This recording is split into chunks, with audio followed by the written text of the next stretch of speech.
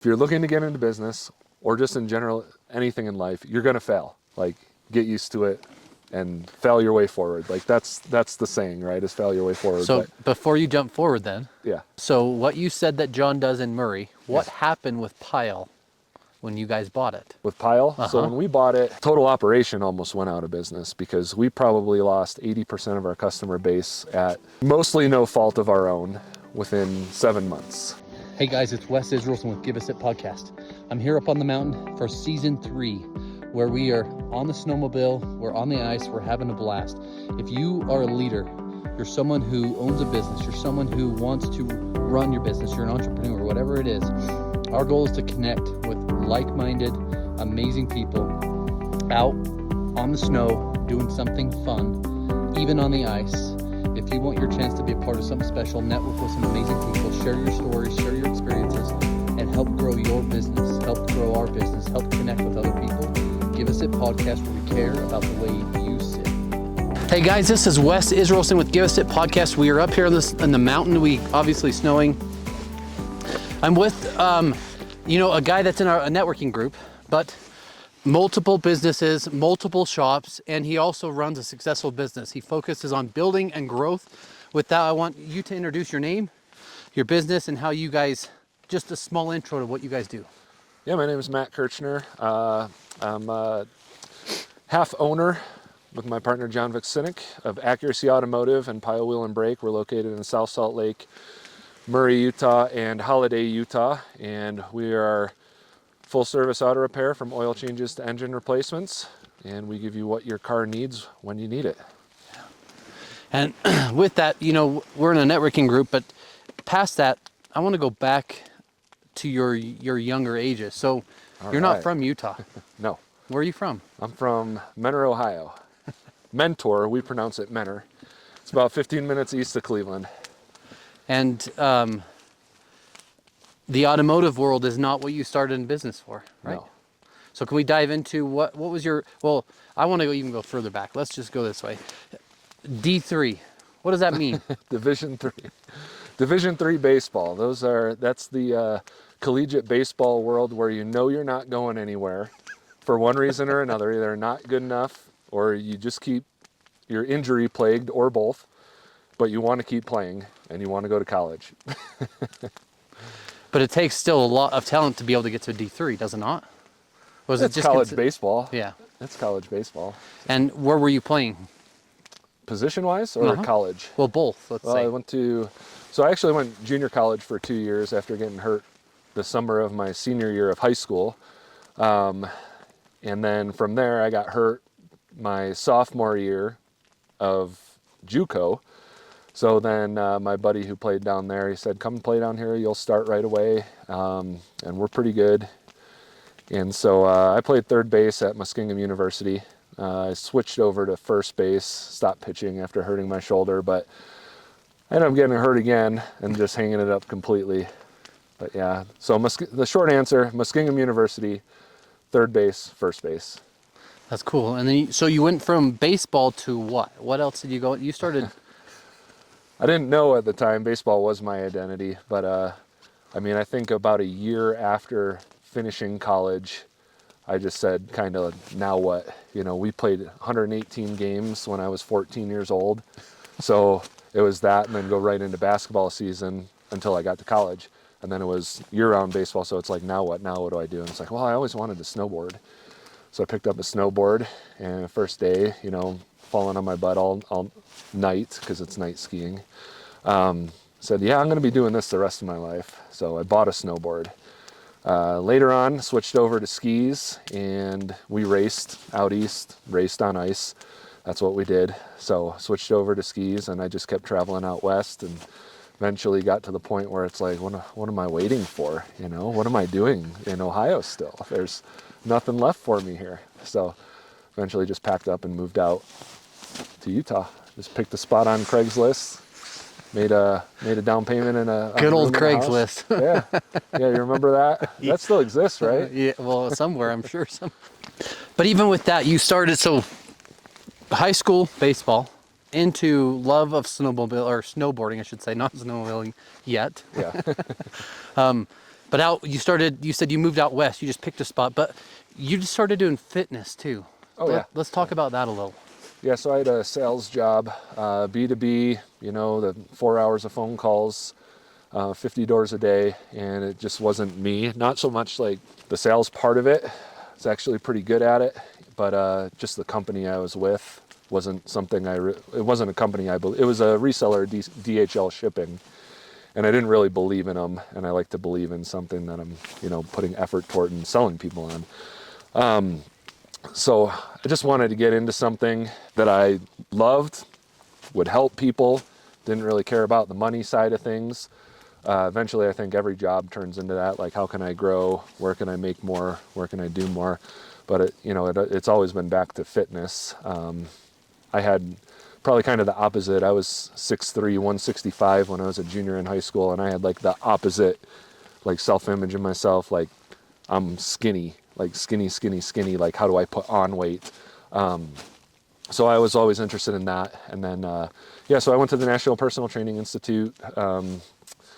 Then from there, I worked for a guy named Bob Khalil, and he's the trainer for Stipe Miocic, Wow. former UFC heavyweight champ. So I started as an intern. I said, hey, bring me on. You don't need to pay me. I'm taking my test for a CSCS, which stands for Certified Strength and Conditioning Specialist. When I pass that, let's talk, And then, so I got hired on after that, after being an intern. And then, great trainer. Some would argue he's not the best businessman. They ended up closing up, so I went out on my own and did my own thing. I went into like people's homes who had home gyms, or I had like portable equipment. And then parks, I had boot camps at parks and stuff like that. I went to high schools that let me use their, track and their field and their gym, stuff like that. So I worked out, kind of agreements with them, but yeah, kind of all around, athletic side, athletic training, strength and conditioning, and general fitness. I like both of them. So. And then with that, so did you always have the drive for fitness ever since you said you were 6'3", 130? Like, I think it was before. I mean, when I was 13 years old, it was always like, yeah, don't lift weights, you'll stunt your growth until you're old enough. So I always wanted to. I always like looked at bodybuilders and stuff and said, wow, like that, awesome. I don't want to be that big, but I always looked at that and then just like always was antsy to get in the gym and stuff. So my dad, he bought this thing that's like a push-up, dip, and pull-up kind of contraption, and that's what I started with. Me and a few guys on our baseball team when we were like 13 years old. Well, that's cool because you guys built upper body strength, especially for baseball, right? Yeah. So Yeah. that probably helped you get to D3 in some way. Well, and then you learn you can't skip leg day, Unless you hit good, right? But even then, it's hard. That's where all the power comes from. It's all in the hips. Yeah. I mean, some argue that you can just have technique, right? Yeah. But Yeah. I mean, in anything, the more strength you have, the better it's going to be anyway, Yeah. right? So with that, jumping back forward, you landed in Utah. Mm-hmm. What about Utah?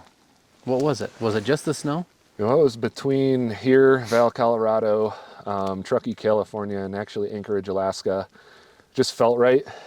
Sandy, Utah, 30 minutes away from 7 different resorts, if you count Park City resorts.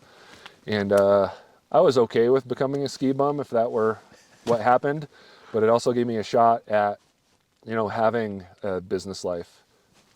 Yeah. So I just felt right. And I think that, people in business, you travel this path where it's not like, I just want to do this one thing, and then if it doesn't work, I just stop. It's almost like we find the next thing to do. So it sounds like you went from, you're still in fitness, obviously, but you went from baseball to sales to finding snowboarding to now owning another business and continue to grow and develop too, right? Yeah. I know that there's something about towing. Yeah. And there's something about automotive that you just love. Yeah. I think it's the business side, and I think it's the growth aspect. It's like if I look at something and it's something great, I think I recognize that, and I say, what do I have in front of me? Are the numbers there? Is the product there? Is the service there? Like, what's good about this? Like, what can I get? Not what can I get from it, but like, what can I take from what they're doing, and kind of like let the world see that, and how do I grow that? I think that's what excites me about it in business in general. I think I learned it's not just one thing. It's like, I moved out here, even in fitness, it was like, I went to the Treehouse Athletic Club for 4.5 years. And the one thing I saw is you're doing $10,000 a month in personal training for a gym with 5,000 members. I want to do X, Y, and Z. So we took it to 40,000 a month in personal training. And that was my whole kind of focus. Even if there were other things they wanted me to focus on, that was my main focus. So, with towing, I happened to meet my partner with that. They hired me as a consultant. My client at Treehouse and her husband and I talked stock ideas and through each other. And when you're training people, you talk about just about everything that's I'm sure reasonable.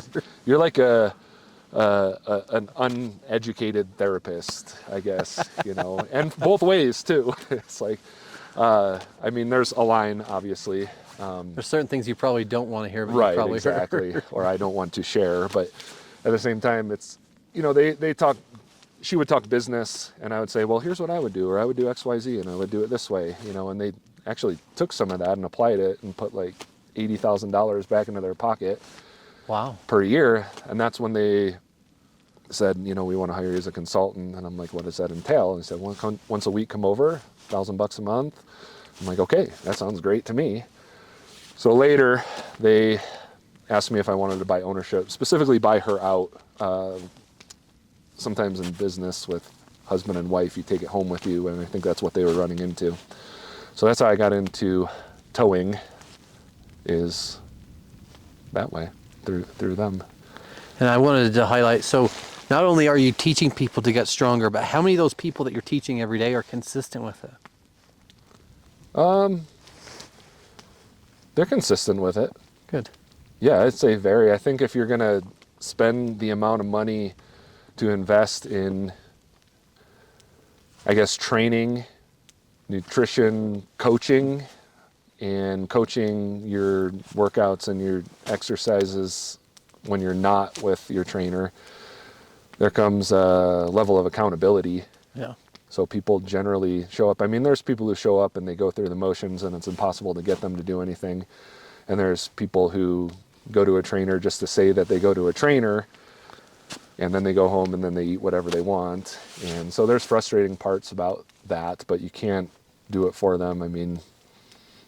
I'd say mostly consistent, though, as far as showing up. Good. I find that a lot of people struggle to be consistent with their fitness side. We need to put a bigger emphasis on, as a country, on it in my mind. But in general, I think there's a lot of people that are overboard, and there's a lot of people that don't do it a lot. But back to the business side. So you came in as a consultant giving, let's say, free advice, because you're not necessarily, this is just, if it were me, this is what I would do. And they turned and made $80K a year off of doing that. Yeah, it was cutting expenses while getting better performance out of their business. So not like $80,000 more in sales, but bottom line number. Profitability. Yeah. Which is, that's huge, right? I think so, yeah. Especially because so. if you think gross revenue 80K is one thing, but if your profit's 80K or bottom line's 80K off of no more gross, that means you've increased the way people's performance is. You have KPIs that are set, and you're also managing different. Yeah. So it comes back into fitness. So the way you'd probably manage people when they're going through fitness is probably similar. You give them steps to go through, and probably why a lot of people stay consistent in my mind too, really. So, but you said something about business ownership. So did you have any part ownership in that? Yeah, so I ended up, so we merged with Legacy and 801 Towing at one point, and my shares of the overall whole diluted to 12%. So small amount of ownership, but it was a pretty big small business. And if you could tell someone listening today who has a small majority owner, or at least ownership with multiple partners, what was one lesson you learned during that process?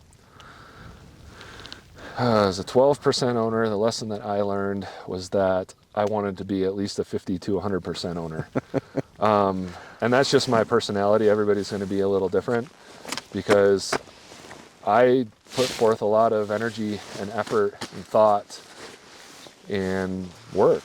It's like I always look at it like if I go out and make the business $100,000, I get 12,000, and depending on how let's say somebody's a 80% owner, they get 80,000 of that for my efforts, which is great. I mean, because there's other ways to negotiate as far as salary go or commission or whatnot. But yeah, the other thing I learned is that when something's working, it's a good thing, and don't discredit that. That's always err on the side of sticking with it. Yeah. When something's working. And it's a hard thing to realize, but the things that got you to where you are, you can't necessarily give up, but sometimes you have to pivot and do those different, but what you're saying is don't give up, don't stop that thing, Yeah. right? And it's valuable for people listening to understand that business ownership it can be hard with multiple partners, right? Especially if you don't have... company, three's a crowd. Yeah. We had 4 at one point. Yeah, I've seen some pretty heavy arguments, like, I mean, screaming matches. Yeah. So.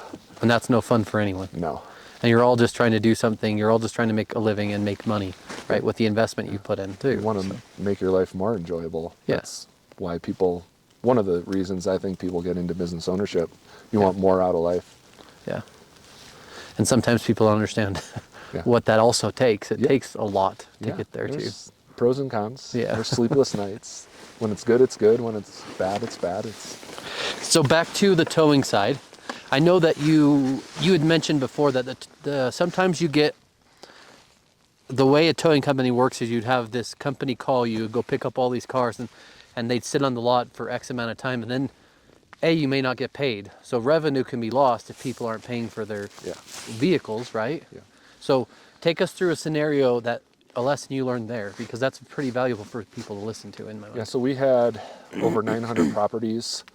And it's all up to the property manager, whether you patrol it, whether it's on call, and what you tow for. It could be expired registration, could be parking in handicap spots, could be parking in fire lanes, could be somebody else's reserved spot.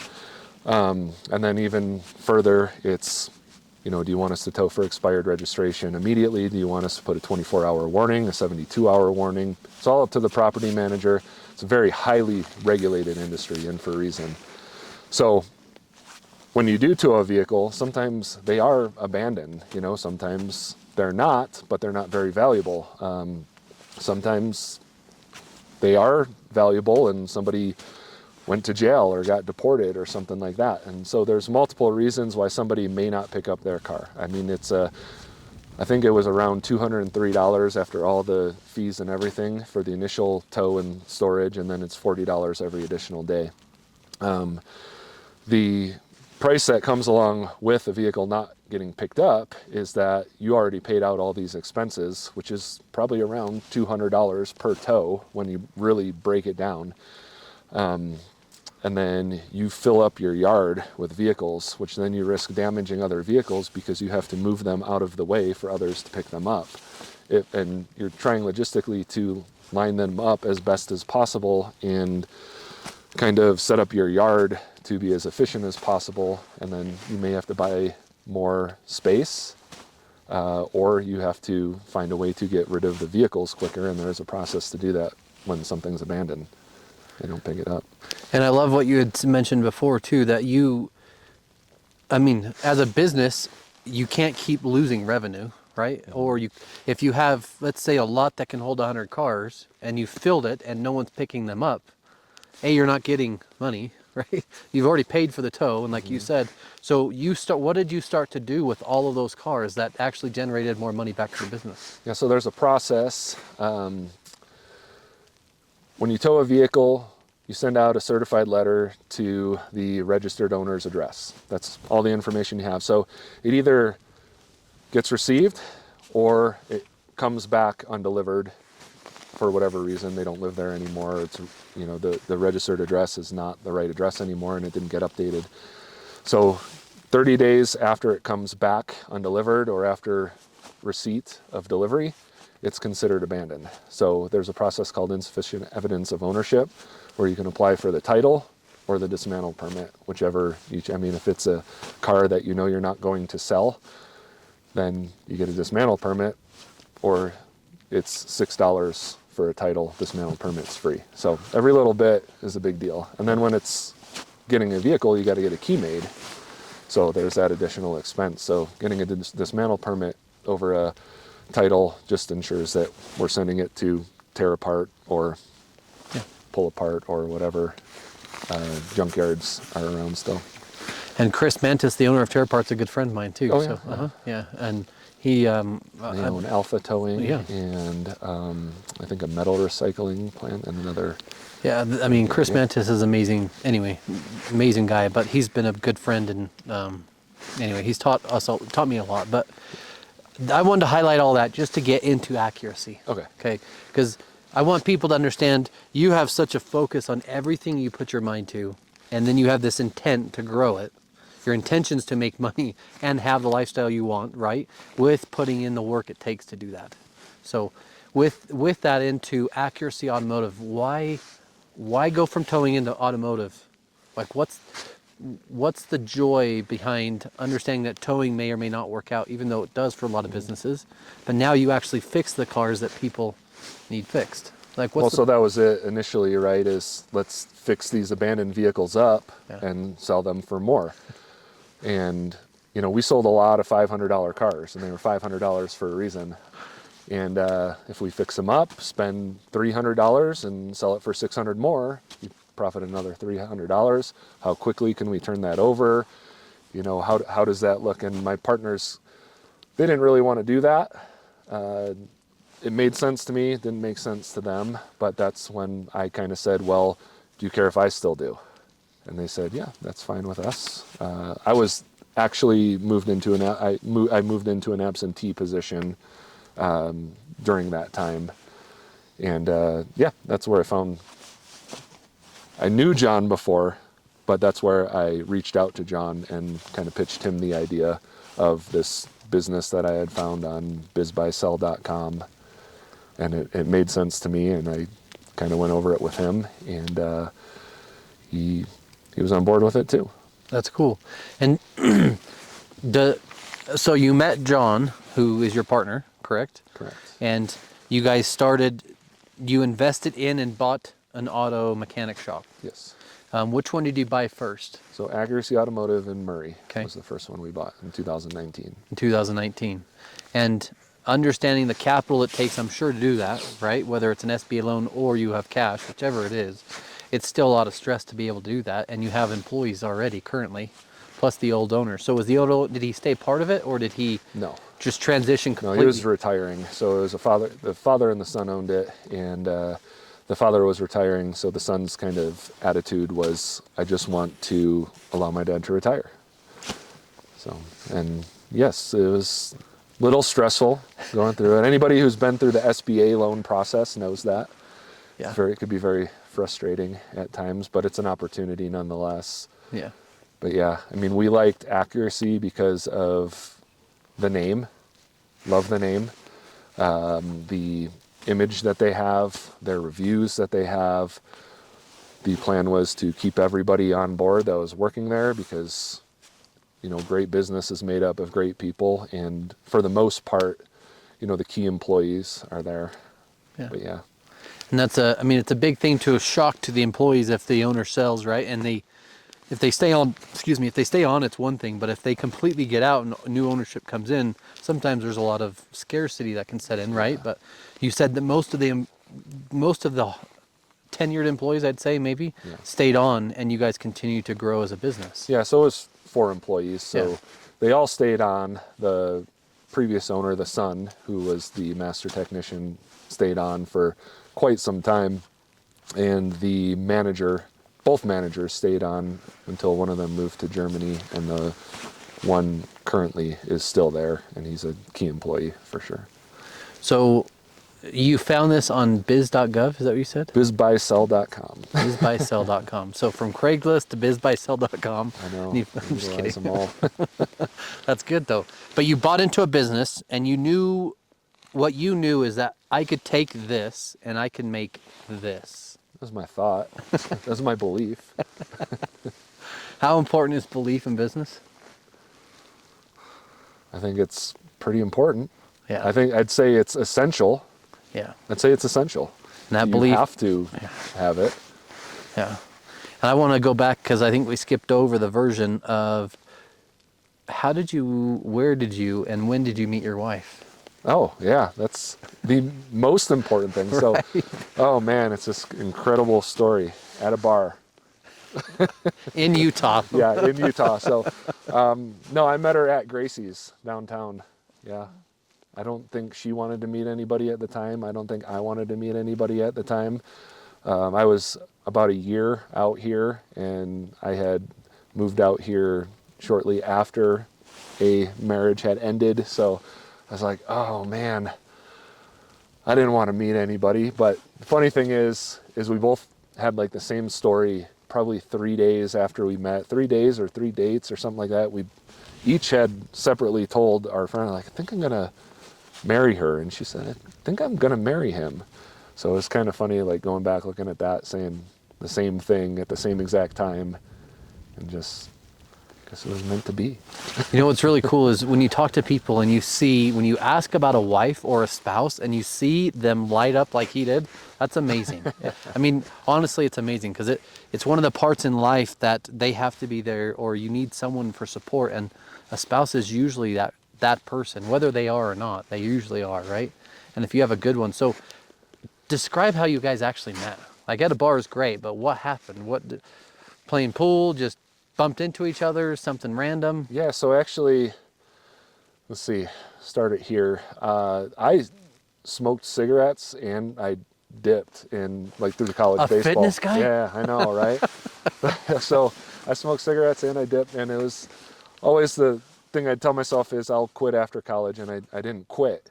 It was a year after college and I didn't quit. I'm like, well, geez, how do I quit? And it's like, you know, I'd go to a bar, have a couple of beers or wherever, and it's like you would want a cigarette more. So I'm making the decision to stop drinking so I can quit smoking. You know, so I did both of those, and I'd gone about, you know, 5.5 years, and I'm out in Utah, and, you know, my buddy, he just bought a few shots at the bar, and he said, yeah, if you help me carry them over, you can have one of them. You know, and Annie is my wife's name, and she was like, oh, no, but her friends were out, and, you know, so she came over, and yeah, I just started talking to her when she came over to our table. How long after you met at that bar at Gracie's did you actually propose? How long was it? 5 years. I don't know if it was exact. So just, let me start over. We got married exactly 5 years of the day we met. We got engaged about a year and a few months before that. That's cool. So you got to know each other, you got to live with each other, you got to be a part of each other to realize it would work or not work, or really invest in each other, right? Yeah. A lot of people jump into Exactly. marriage or business sometimes too soon and don't understand some of the consequences, or partners, right? So Well, I think both of us using previous relationships to learn from and take our relationship from the things we learned, take our relationship and make it what we wanted. yeah. And what does your wife do for work? Oh man, she's a stud. So she when I met her, she was a dental assistant. She went to Fortis while I was with her, Fortis College, became a dental hygienist. So she was a dental hygienist. And then she just likes to learn. She loves to learn things. She loves school. So then her next step was just like a perfect fit for a dental hygienist. She learned how to do what's called a buccal facial. She went out to California to learn that, and she was the first person to do that. And okay, back up. So she went to NEMA, esthetician school, to become an esthetician. Then she jumped into that. And she also did like this training with this, I wish I knew his name. I wish I knew his business or his company, but he's in Russia. And so there was actually a translator for this buccal facial training. And she'll probably not want me to talk about this because it's like her kind of gray area, but because it is like a massage. But she got into that. It's an intraoral facial that helps with TMJ, it helps lift the face. It's pretty relaxing. I've done it. It's kind of hard with the beard, but yeah, she does primarily that. But now she's kind of shifted gears into fitness coaching with a company called Fit Bliss. Okay. And even before that, she's been doing independent coaching for posing for bikini bodybuilders in the bikini class. She also does male clients now in physique and bodybuilding. She also did like spray tanning while she was doing that. And now she's just kind of dialed it back to stuff she can all do from home with the fitness coaching and the posing coaching. That's cool. Yeah.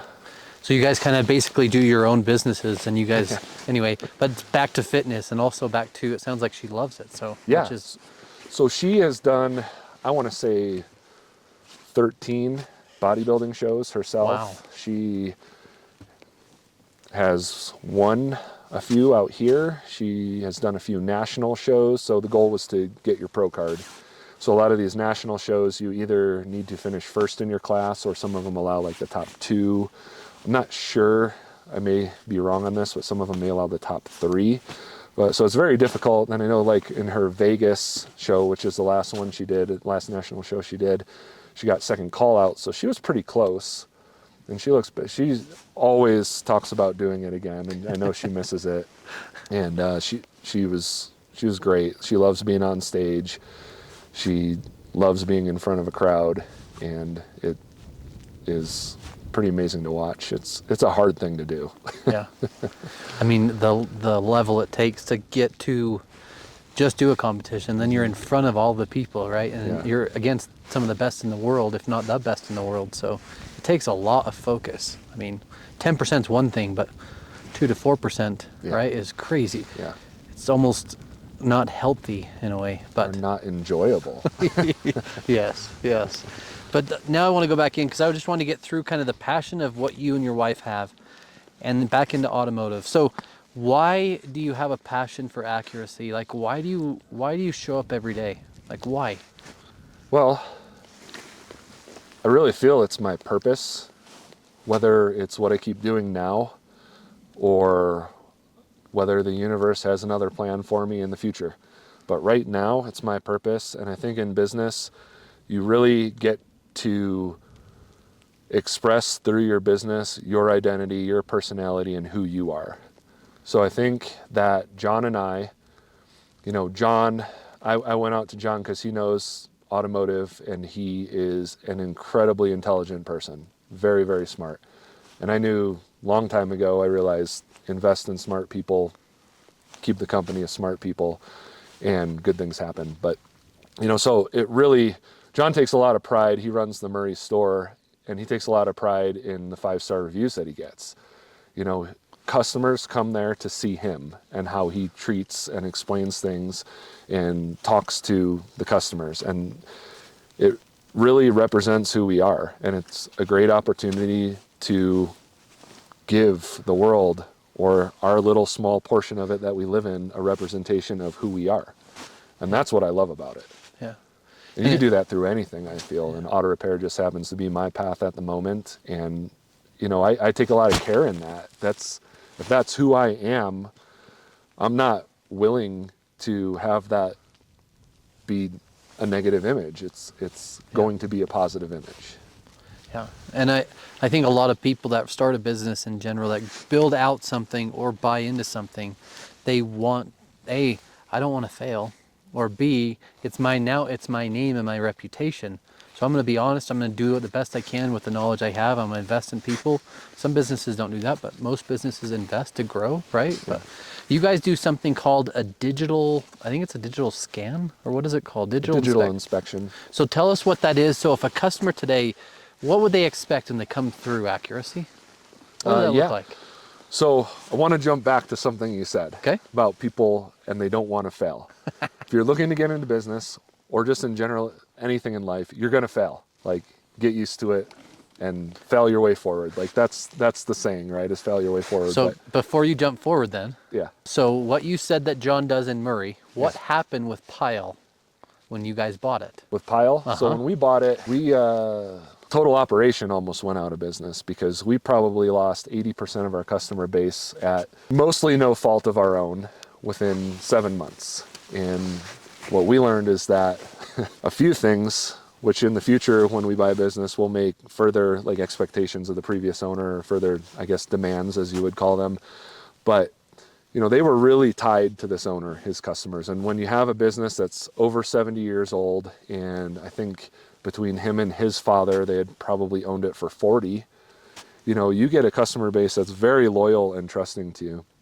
So, we tried to plan on the transition and everything of a new owner, but eventually you still get to the point, even 5 months later, you have to let the people know that that person has moved on. So it was, hey, is Brett there? As the phone rang, and we'd answer it, say, no, Brett retired. Eventually we got to that point of just informing people that he retired. And it would immediately just be a click, not a question. Well, do you guys still work on cars? Well, anything like that. It was just a click. The other thing was that he basically ran his business through his cell phone. And when we bought it, he said, hey, I get, some texts sometimes. Who do you want me to forward those to? It was everybody would text him, 7 o'clock, 8 o'clock at night. So when you go from having the owner and texting him at your disposal to calling a landline during business hours, that's a big change. Questions come up in customers' head. And when they're up to an hour away, there's other options. So, yeah. We had to build back that, that customer base, which was essentially about $700,000 of gross revenue a year. So that's an 80% loss of gross revenue within the first 5 months of buying the business, right? Let's say 7 months, 8 months, is kind of when it hit, where it was like, whoa, what happened? And we had to really step back, review, and see what we wanted to do and how to go about it. But we estimate about 70 to 80%, because when we look back and we look through the customer list and we look through it's only so close you can get. But based on our revenue and our revenue with new customers, I'd estimate around 70%. And there's always transition when that happens, right? But this Yeah. is something, like you said, so the lesson you learn in some ways, if you're going to buy a business, also invest in the owner to make sure he stays around to help all the clients with the transition in some ways, right? Yeah. I mean, it was 2 weeks. We had done 2 weeks with Accuracy Murray. We had done 2 weeks with our holiday store, which was Lancer Automotive at the time. So there was no reason to think otherwise. Now, I mean, our general manager, Shane, would say 2 years, but I think that's a little overkill. I laugh, but maybe I'm wrong. I don't want to underestimate it, but. I mean, if you go back and look at, like, if you go to most business podcasts, I'm going to use Dave Ramsey because his is pretty good. He talks about it's almost a 10-year plan. Mm-hmm. Like, to get someone to transition from CEO out and the new CEO to come in, just that transition alone's about a 6 to 10 year plan, depending on how you do it. Too quick, things happen. Too long, it also is worse for the employees and everybody else because no one knows who's in charge. So having a good plan is also great. Now I want to jump back to your digital inspection, sorry, because I wanted people to understand that, not that you failed, but that was a hard time. 2022, 80% loss in revenue. That's a hard year. Yeah. It's not fun. Like I said, I mean, there's sleepless nights as a business owner. Those were some of the worst of them. But, among other things that, you stress out about already, it just kind of compounds that. Yeah. But yeah. Yeah. And that's important to have your spouse on board, right? It's important to have a support system. It's probably great having a partner too. It's torture she's amazing. Trust me. But yeah, I mean, it just goes back to, learning from everything in your past too. I mean, I had a sales position, so that's the first thing I did is I went and I started knocking on doors for fleet accounts. Yeah. And that's how we built back our business in 2023 and 2024. And now we had a record month in January. And among other ways of gaining new customers and just focusing on what we do and giving the customer the experience of what we do and them, I guess, liking that experience. Yeah. So you mean to tell me you as the business owner stepped back out, day-to-day role you still did, but you got back in your car, drove to each door and started knocking and building accounts? It was a change in our SEO, our that we used, our focus on Google Ads as well with our new marketing company, I guess you would call it, who does our CEO and our Google Ads. And we got a new CRM. And then, yes, got out. You could always sell. I think that's the one thing that, I hear. I don't know, Shark Tank, I'm not a big fan of the show, but you could always go out and sell. Yeah. It's one thing that's in your control, and that started working, and I'm just going to do that every day. And some days I'd sit there for half an hour in my car trying to motivate myself, get over the anxiety, and just once I got started, you just keep going. Yeah. So it's like once I got in that first, you get in that first door, and then it's just natural. You get in a flow and you get going because you think, oh man, I'm going to go in there. You overthink it. Who am I going to run into? What am I going to say? You get your pitch down. We had these little trifolds and coupons and something for somebody to hold on to, because we get people 12 months later. I mean, I'd follow up, I'd take notes, I'd get business cards, but I'd stop into qualified leads more frequently than non-qualified leads, but I'd still stop in. Something might change. 12 months later, somebody comes in and because they have something to hold on to, they see it on their bookshelf or something, and they're like, give these guys a try. If somebody screws up or they get too busy, here, go to these guys, That's cool. That's way cool. And now back to sorry, go ahead. I was going to say back to digital inspection. Accuracy current day. What does it look like for someone who, whether it's inspections to an engine repair. Yeah. What does a digital inspection look like? Just so they can understand why you guys are different and how you honestly care about what they do. Yeah, so there's two different things that people come in to get their cars looked at for. Some things are an actual diagnosis, like, hey, my check engine light is on. Hey, I have this noise. Hey, this is leaking.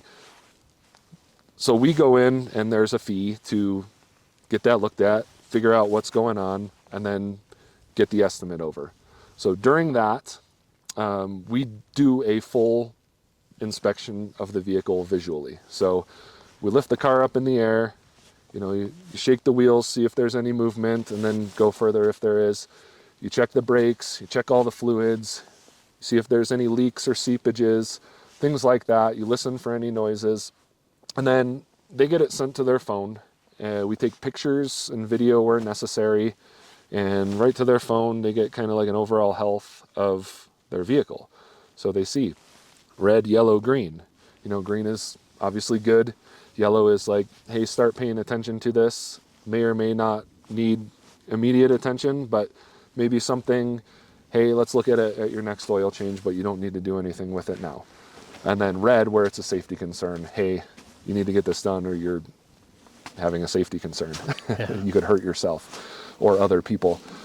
Or your car just won't operate unless you do it. It could cause further engine damage or something like that. So people really like that, and that's probably the most important thing that we do, because it's already kind of a dirty taste in people's mouth when you think auto repair shop, right? So we want to be a place that everybody can go. We want to build relationships. We want to build trust. And that takes time, and these types of things where people can see, oh, we can't align your vehicle unless you replace this tie rod because the tie rod's broken. Like, oh, sure, they just want me to spend the money on a tie rod, and are holding me hostage, so they won't align my vehicle unless I do it. It's like, no, look, here's a picture of this broken tie rod. Oh, okay. Yeah, they're not just trying to get me, and maybe that's not the case, but that's kind of like some of the feedback that I get of what people like about that, is that they know we're not trying to sell them things that they don't need, and we're not just trying to get them in there and sell them for $1. And that's what the digital inspection provides. And that's great. And then with Accuracy Automotive, you guys have 3 locations. Yes. Right? So you have Murray, you have Holiday, and then you have, is it South Salt Lake? South Salt Lake. South Salt Lake. And you guys have the fleet side. Yep. And you have the personal vehicle side. Yeah. So Accuracy Automotive Fleet Division, which is our South Salt Lake store, we chose to keep Pyle Automotive. The name has been around for 75 years, so we think that's pretty cool. And probably 50% or more of our business is light duty fleet. Meaning, I guess to put it in like a simple way, an F550 or equivalent or lighter, Okay. that size vehicle. So mainly person vehicles, no real big box vans or box trucks or stuff like that, generally. Smaller box trucks, Yeah. but yeah. Okay. And then how do people get a hold of you? And plus, you have Google reviews, Yeah. right? Yeah. Those are super important to business. Everything for us. That's why we got a new CRM, is because of the way the old one tried to generate Google reviews.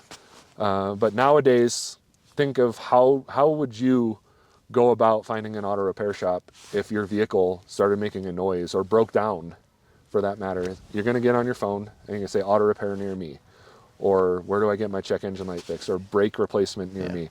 You know, so we have to pop up. That's the SEO and Google Ads side of things.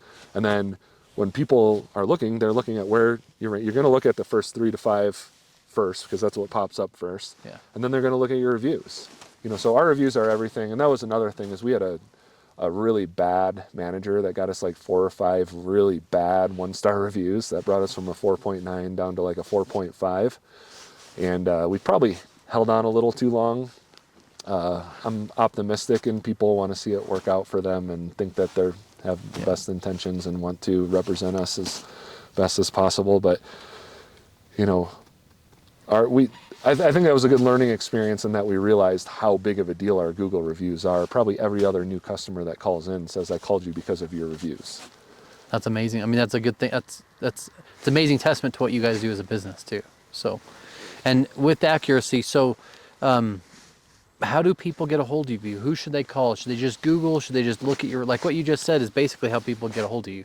Is it find the closest store to them, or issue specific thing, or what would you say? The closest store to them. I mean, we're all pretty close. Within miles, right? But yeah, Holiday, Murray, South Salt Lake. But each shop has master techs there. So we do everything at every shop.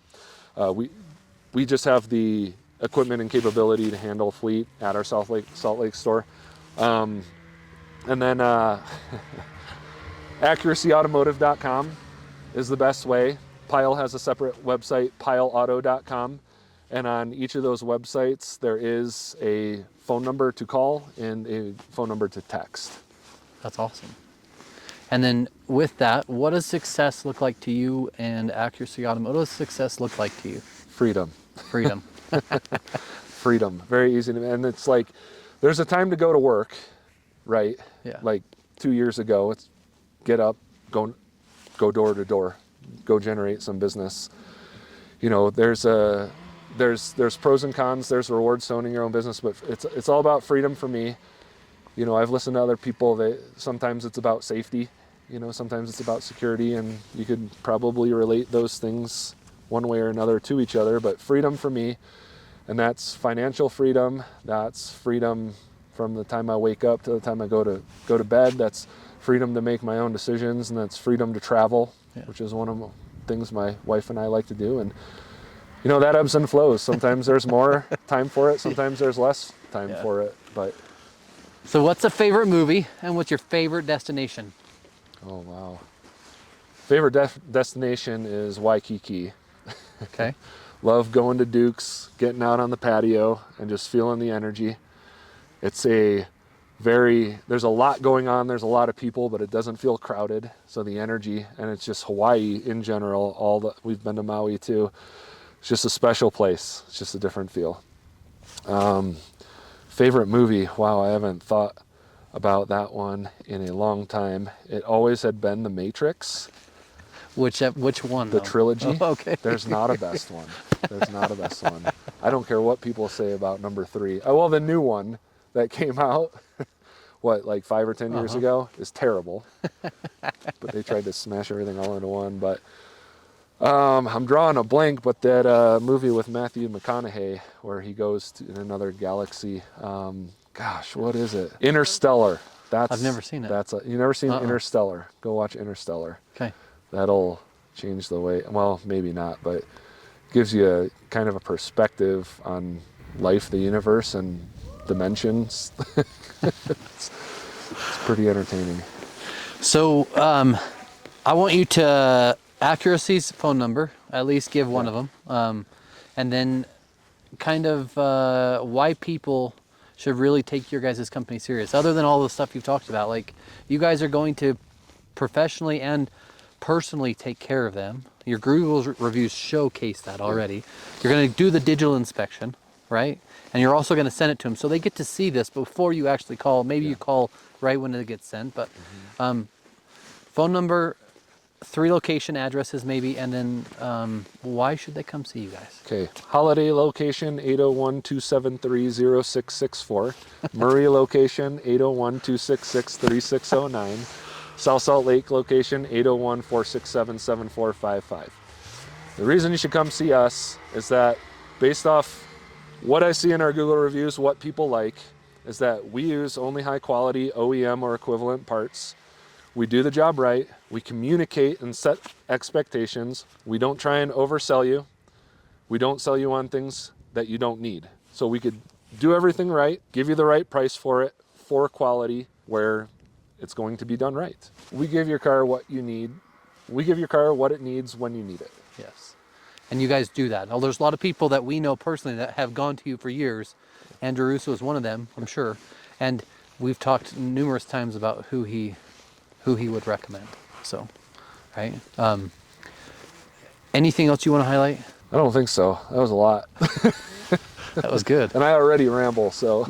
Stop saying that. You're great. I mean, it's valuable for people to understand. Yeah, for sure. I mean, it could be any business, whatever it is, just focus and give it its all. What's the last thing I'm going to ask, and then we're done? Okay. Small business owner starts today. What do they need to do? What should they stop doing? And what is something you would tell them from the things you've learned? I think what they need to do is know their numbers. I mean, that's everything. I think for me, one of my skills is I could look at, P&L balance sheet, and I can know what's going on in the business. So there's a reason they say, know your numbers, know your business. Stop wasting time. I mean, for real. I mean, there's business owners that I've seen that are busy just for the sake of being busy. They find things to make them busy that don't get them anywhere, because that's what makes them feel fulfilled at the end of the day. So stop wasting time on just being busy. Do things that have an impact. And honestly, you're a business owner. You're taking on a lot of risk. Like, you're taking on a lot of things. If doing nothing is more efficient, then do nothing. I mean, my biggest thing in our businesses is the employees. So I always say, hire great employees and get out of their way. So I guess say, stop micromanaging. Stop micromanaging and stop wasting time. And even higher quality, right? Because that's one thing Quality. you guys, quality. Quality. We have had some hard lessons on, not that we intended to not hire quality, but when you could do a little bit more research on people to prevent not having the best person in that place, in that position. Yeah. And then the last one was, as a new business owner, what they should be doing. Well, I mean, Or if they're looking to be a business owner. Yeah, but I mean, even you and I know when you hit the hard thing, when you hit the first hard thing, because there's multiple, and they never stop. What do you do? What do you do? What choice do you have? I mean, well, some people fold. Well, that was it, right? It's, hey, we can take out this short-term loan, buy ourselves some time and figure it out. Buy ourselves some time to figure it out, or we can take out this short-term loan and we still end up going out of business, but we tried. I mean, you really have no choice. You give up or you keep going. And I mean, it's, above all things, be resilient. Yeah, consistent to what it is. Yeah. Consistent to the focus that you have. I think that's something that would, I mean, if you're nervous about it, if you don't feel like you're good enough, if you're resilient, you'll find a way. And I want to highlight, so to the end of the episode, this is Give Us It podcast. I want to highlight this guy because seriously, you see the focus, you see the passion, you see the detail, and he's going to go through it to the very end. It's his name, it's his persona. He's Our name, John and I. Yes, but still, in general, it's Derek and I, same thing, but either one, you guys are going to take it as if it's your own. So if anyone that comes in there and they have an issue, it'll actually be you guys that can help with solving those issues. Mm-hmm. So you guys take it personal, you take it to a next level as opposed to someone who just sits back and does nothing and just is in Tahiti for a month or two. Or I mean, hopefully we get there one day, right? With the team that's actually elevating and getting there, right? I just want to say thank you from Give Us It podcast. Hopefully it's fun up here on the snow. Yeah, it's a blast. Thanks for being a part of this, guys. Thanks for having me. Okay, guys, this is Wes Israelson, Give Us It podcast, where you're on the snow and you miss your chance to actually be on a sled this year. Try next year.